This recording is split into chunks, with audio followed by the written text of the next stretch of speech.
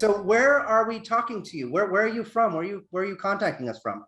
I'm here in Manila, about east of Manila, so 1 hour from downtown.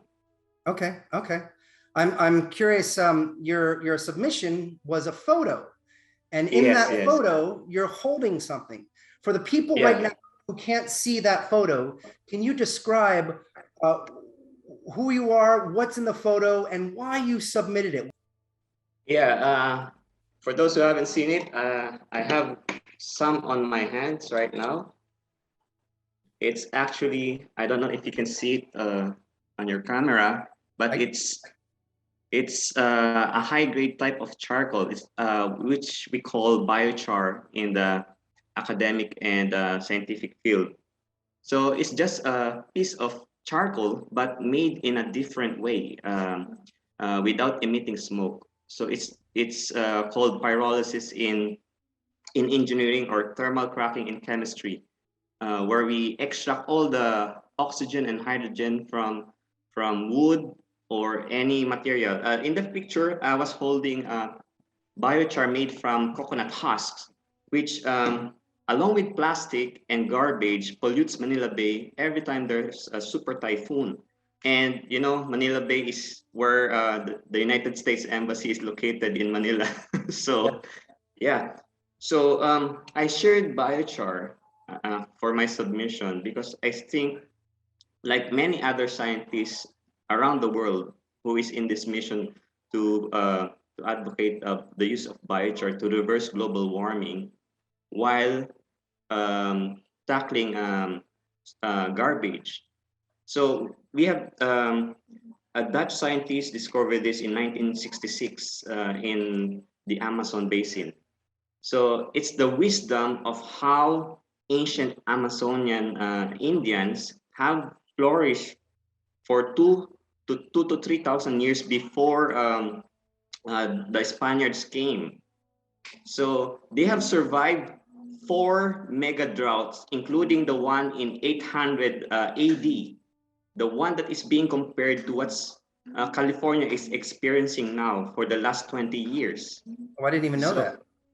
yeah, yeah. I They mean, I say didn't know that this. happened in 800 AD or BC. Yeah. Yeah, this is the drought, the severe drought, which is similar to what we are having in the Western United States. So how dry and how hot the Western United States is similar to what happened 1,200 years ago. Wow. And we think we're proposing to the world that we should look back into ancient civilizations and how they flourished. Um, the Amazonian Indians, the Inca, they have left a legacy of rich dark soils called Terra Preta de Indio in Spanish, or Terra Preta do Indio in Portuguese. And this is how they were able to feed between 1 to 10 million citizens in the Amazon basin, which Francisco de Orellana was talking about. And although the Europeans didn't believe him, that there were a huge population in the Amazon jungle in by the time he came there in after I think the 1500s. Was it the same kind of char? I mean, you guys do it an entirely different way without smoke.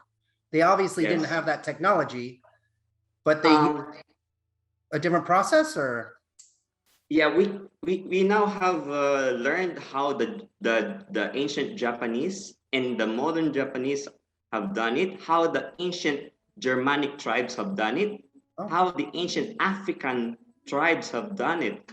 And during World War II, this was very, very valuable because if you can cook your food without smoke, the enemy cannot see you in the mountains.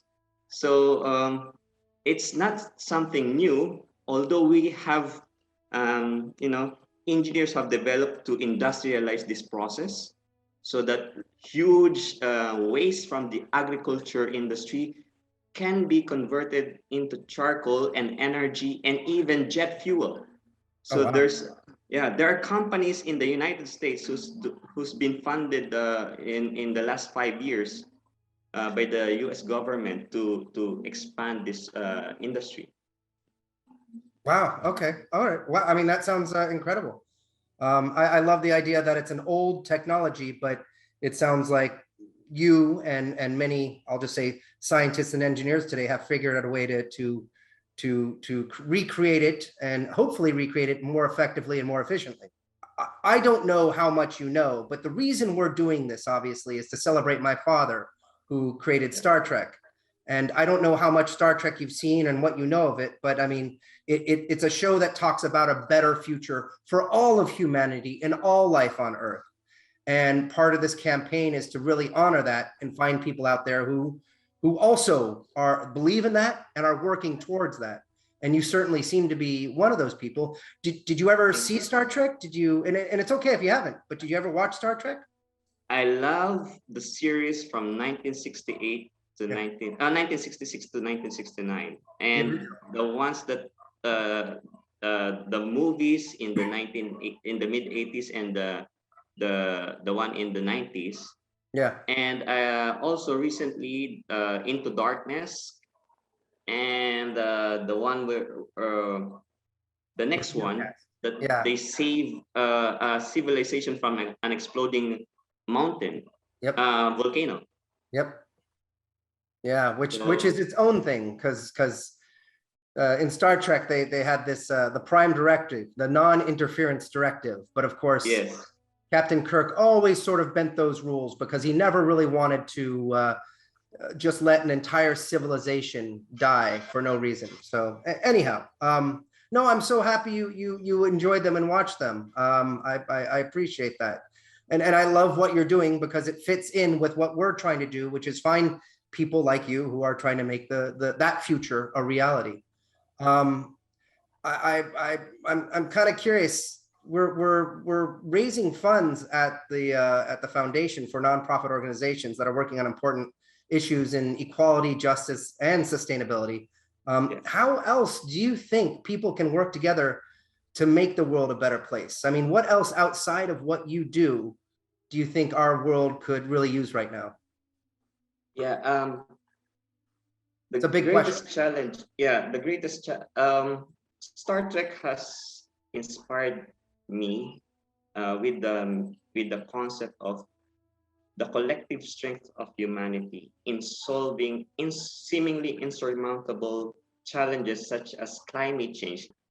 So we have found ways wherein scientists have discovered that good bacteria and biochar fed to animals reduces the evolution of antibiotic resistant microorganisms such as E. coli 0157 that has killed several children in the United States from contaminated ground beef. Oh, wow. So in pigs, this is a big problem in Asia where we love pork, also in Europe. Um, so if biochar and probiotics, the good microorganisms, can be used in animals, the public could support this movement to prevent the emergence of viral diseases that are so devastating by buying or putting the demand out there for organic or antibiotic-free meat, pork, chicken, and beef, and even fish and shrimp. So we've done the tests, we've done the experiments. It exists. The technology exists. The solutions for our problems exist for the last 10 years. The thing is, each consumer, each household could, learn a little bit more, Yeah. and then through their pockets, through their wallets, vote for companies that are doing the right things, that are, you know, uh, doing business without breaking the planet. Yeah. So that's my message. So we can come together. We can I also. love your message, by the way. I mean, I Thank love you. it. Absolutely. It sounds Thank you like, very much. like the power is with the people. And you said the words, and I agree with you, a little bit more education, not just in school, but about what is necessary and what is healthy and what is important and better ways to do things. If we can all learn, if correct me if I'm wrong, if we can all learn more about that, we can all make better decisions and choose products and companies and organizations that are doing things in a more sustainable ways. Is that correct? Yeah, and this can also help, the ones that were close to my heart, because my grandparents were farmers. So if more people will support the small farmers, not the corporations who are breaking this planet and driving climate change, drought, fires, emerging diseases. So if we can support green, the black will either be forced to become greener. What I call the black industries can become greener, or they can be, they can go out of business because the people do not buy their products anymore. So I we think have, it's with you. I'm yeah, with you on that one. This is incredible. yeah. Thank you. Yeah, this is really incredible. I love the fact that you have so much passion for this, and you're doing it because you want a better future. And it kind of inspires me, and it makes me ask the same questions you're asking. Why aren't more people and more organizations doing this? So I really appreciate your time. Thank you very much. Yeah, I'm very much honored to share these things to the world. I hope people will see our interview. Yeah. And the absolutely. message.